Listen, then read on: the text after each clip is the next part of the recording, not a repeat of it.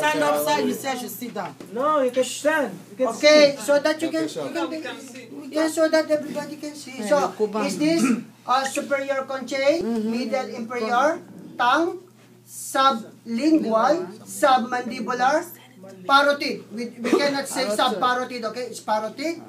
Okay? And then this is also submandibular, and this is thyroid, trachea, bronchus, pulmonary artery, pulmonary vein. Okay, this is just a continuation of what we discussed. Okay? Okay, and this is the diaphragm, esophagus. This is the ascending aorta. Ascending. Abdominal aorta. Okay?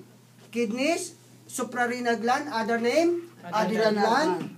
Ureter, abdominal aorta. Common iliac arteries. When it crosses, it will become external iliac, internal iliac. Okay? So those things. So for this, pancreas, spleen. I don't know what number, spleen, okay? Spleen. That's 20 I marks. don't know what number. That's 20 marks. Now, for this, liver, gallbladder, cystic duct. Cystic duct, and then there's a small, also, common hepatic duct. Cystic duct plus common hepatic duct, it will form common bile duct. So that you will see better. Cystic duct, and the bigger one there is a common hepatic duct, and this is the common bile duct. And this is the one that goes to your first part of duodenum, 3.5 cm. That's why the duodenum is here. Where's the duodenum? Okay, for the pancreas. Anyway, so what else? That is common bile duct. Okay, for the lung, Lungs. you already know if it's right or left. The right, it has 3 lobes. If I say for the middle lobe, you don't need to say right or left because the right has only the middle lobe, the left doesn't have. Okay?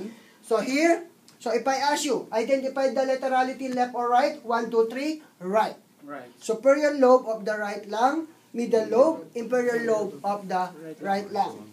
While here, superior lobe of the left lung and inferior lobe of the left lung. Even though I put it here, you have to do like this because this is the position of the heart. Unless you have a heart like this. Okay? Now, for the ear. Lobule, pinna, and this is the external acoustic meatus or canal. Tympanic membrane, other name, eardrum.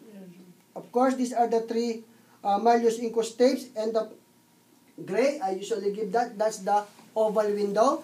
And at least I'll be honest with you. This is the 100% that comes out. Semicircular canal. And this is the cochlea and that vestibule. I don't know if this is the one that I give. Is this the vestibulocochlear or cranial nerve number 8? And this is the auditory tube. Okay? Eustachian tube. That's why if you have colds, it will affect your hearing. Again, lobule, pinna, external acoustic meatus, eardrum, oval window, malleus incustapes, semicircular canal, cochlea, vestibule. Cochlea and vestibule, you put them together, it will become vestibulocochlear canal. This is auditory tube. Okay? Or Eustachian tube. Now, here. So, epidermis, epidermal dermal junction, dermis, subcutaneous tissue, other name, hypodermis. This is the one that when you inject insulin. And then the heparin. Okay? And then what else? Her follicles, what's this muscle? Erectopili muscle, Pacini corpuscle, Meissner corpuscle, okay? And Pacini, because I always give Meissner. Okay. Now, muscle, your favorite.